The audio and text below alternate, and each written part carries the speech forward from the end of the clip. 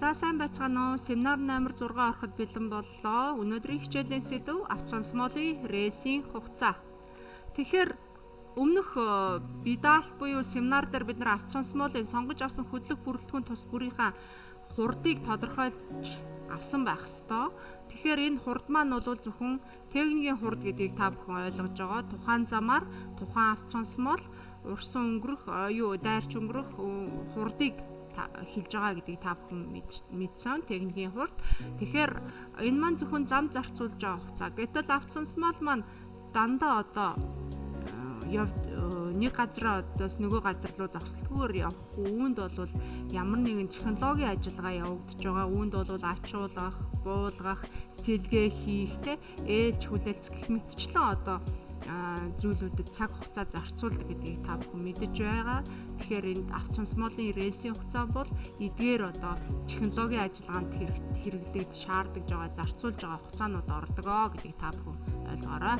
За, уурхайд ажиллаж байгаа авто сонсмолын хөдөлгөөн зарцуулах нийт хугацааг бол 6-гийн 1 гэсэн томьёогоор тодорхойлж байгаа. Үүнд бол авто сонсмолын ачигдах хугацаа, за хөдөлгөөн зарцуулах хугацаа, за буулгах хугацаа, хүлээх хугацаа, сэлгээ хийх хугацаа гэсэн нийт 5 төрлийн хугацаанаас бүрдэж байгаамаа рейсийн хугацаа маань. За тэгвэл авто сонсмолын ачигдах хугацаа гэдэг маань юунаас хамаарж байна гэвэл экскаваторын нэг цикл хийх буюу утгах, эргэх, асгах, анхны байралтаа очих гэсэн одоо энэ 4 үйлдэлээс бүрдэж байгаа. Ийм хугацаанаас шууд хамааралтай байгаа. Мөн утгалтын тоо хэдэн удаа утгаж авто сонсмолын твшин дээр очиж тухайн авто сонсмолын твшийг дүүргэж байгаа вэ гэдгээс шууд хамааралтай байгаа. Экскаваторын цикл маань секундээр хэмжигддэг нэгж учраас үүн дээр минут болохын тулд 60 тувааж өгсөн байна. За экскаваторын цикл маань бол экскаватор болгон дээр өөр байдаг учраас таны одоо 1-р бие даалт, 2-р бие даалтан дээр өгсөн экскаваторын төрлөөс хамааруулан сонгож авах боломжтой гэсэн үг байна. За хөдөлгөөнд оролцох хугацаа бол мэдээж ачаатай болон хоосон чиглэлд явж байгаа хөдөлгөөний хурдаас хамаарсан хугацаа байгаа.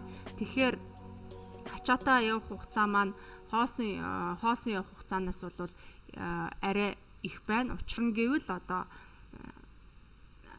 ачаатай авто сонсмол маань өгсүр замдаа арай бага хурдтай явдгийм байна гэдгийг та бүхэн семинар номер 5 дээр бол ойлгосон байгаа, мэдэж авсан байгаа. За ингээд буулгах хугацаа байна. Буулгах хугацааг бол ачааг буулгахын тулд өмнөх авто сонсмол буулгах цэг дээр байгаа бол түүнийг хүлээх, эсвэл буулгаж байхдаа одоо юу хүлээх авто сонсмол маань одоо зогсох энэ хугацааг бол буулгах хугацаанд оруулж байгаа юм. Тэгэхээр энд 0.75-аас 1.5 минутын хооронд бол байна гэсэн үг байна. За ачигдах болон буулгахад хүлээх хугацаа гэж үзэж байгаа юм. Тэгэхээр ачигдах үед мөн авто сонсмол маань хүлээх ёстой. Буулгах үедээ бас одоо зогсно. Тэгэхээр энэ үед бол 1-2 минутыг бол зарцуулна гэж үзэж байгаа юм аа.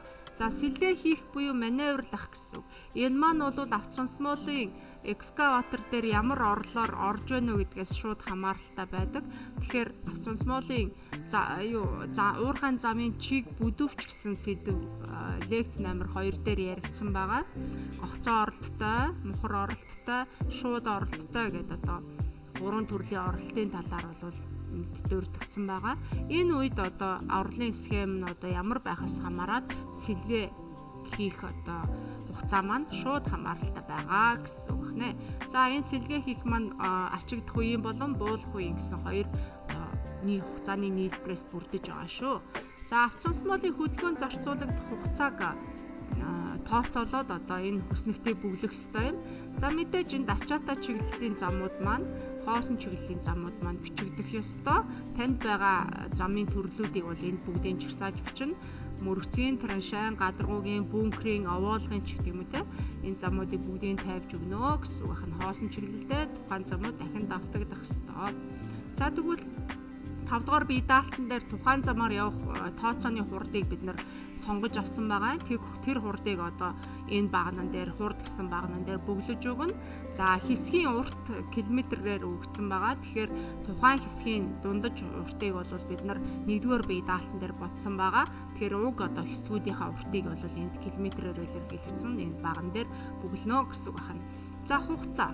Хугацаа гэдэг маань тухайн хэсгээр урсан явж байгаа одоо хурданд харьцуулсан харьцаа байх ёстой шүү дээ, тийм үү? Тэгэхээр одоо энд бол километр цагийг километрийг одоо километр цаг хурданд харьцуулсан харьцаа маань бол юу болох ёстой?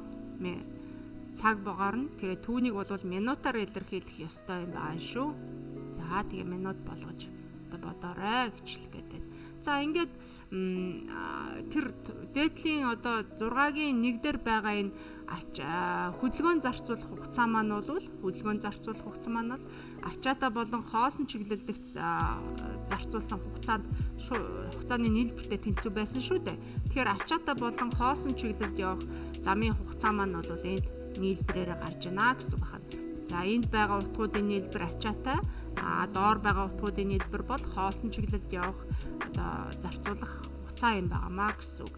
За ингээд бедаалт 6-гийн одоо ажлын өгдөл маань бол бедаалт 3 дээр сонгогдсон авц сонсмоолуудыг одоо авц сонсмоолуудаараа тооцоо хийгээрээ замын нөхцөл маань бол бедаалт 5 дээр өгсөн нөхцөл дээрх хөдөлгөөний хурдыг бол ашиглаж тооцоогоо хийн шүү гэсэн байгаа. Мөн хэсгийн урт бол мэдээж 1-р бие даалтан дээр бодсон тооцооны утга байгаамаа. Ингээд цаашаа одоо тооцоо үргэлжлэх ёстой байгаа. За багшаасаа асуух зүйл байвал асууж тодруулаад цаг тухай бүрт нь одоо бие даалтаа хийгээрээ учир нь гэвэл одоо би дахин хэлээд байгаа.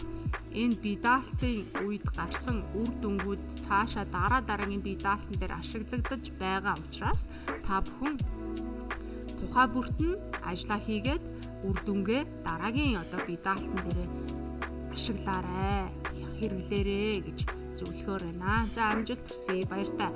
Мөн бид нар чинь өдөр болгон 7 хоног болгоны 3 дахь 4 дахь өдрүүдэд вебинар буюу цахим уулзалт хийхээр одоо багш нь тохируулсан байгаа. Үүнийг бас заавал хамрагдаарай. Асуух зүйл байвал түүн дээр асууж байгаарай гэж багш нь зөвлөхөөр байна. За амжилт хүсье. Нэлээд их юм хэлчихлээ. За баяртай.